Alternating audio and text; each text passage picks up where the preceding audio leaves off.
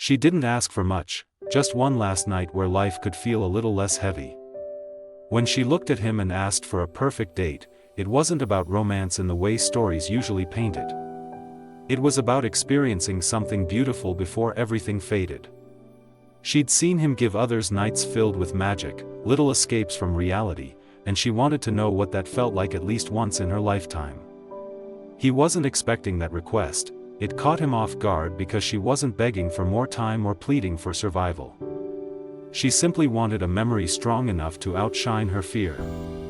And in that moment, something inside him shifted.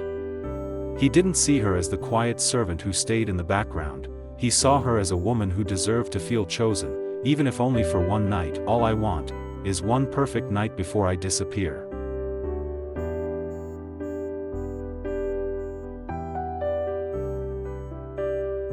When she finally spoke the truth, there was no trembling in her voice, no hesitation in her eyes. It was almost strange how calmly she said it, like she was talking about the weather, not about her own life slipping away.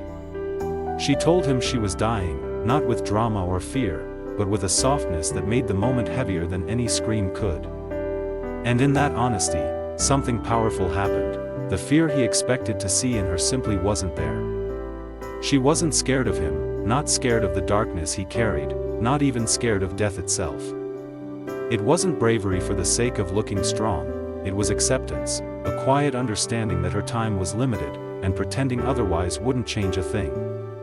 That truth created a different kind of connection between them, one built not on fear, but on a strange, raw clarity. I'm dying, so what is there left to be afraid of? She said softly. When the final moment passed, everything around him seemed to fall into a silence so deep it felt unreal. He held her gently, expecting the familiar cold emptiness that always followed death, but instead, something else settled into the room, something warm, lingering, almost alive. Her absence didn't feel like an ending, it felt like a beginning he wasn't prepared for. Time, which once meant nothing to him, suddenly felt heavy and fragile. He stayed beside her, refusing to let go, as if the universe still owed them something.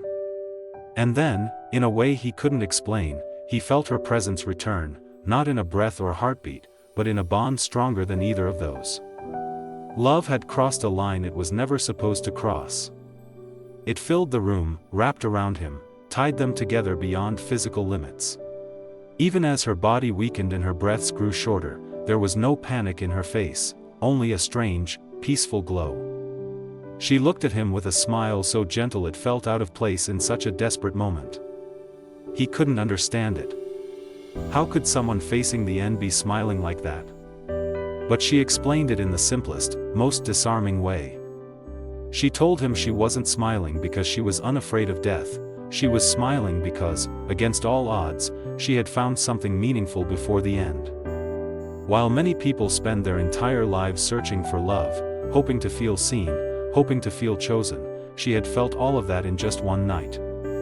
Her time might have been short, but her heart was full. And to her, that was enough, more than enough. She wasn't leaving empty.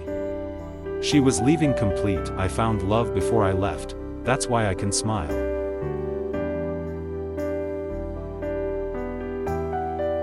When the moment finally came, the one she had been preparing herself for all night, he found himself unable to move. She looked at him with steady eyes, ready, accepting, trusting him more than she trusted her own fading body. But as he stepped closer, something inside him recoiled, not out of disgust or hesitation, but out of a pain he didn't understand. For centuries, ending lives had been effortless for him, almost instinctual. Yet now, with her standing in front of him, asking him to fulfill the promise he made, his hands trembled.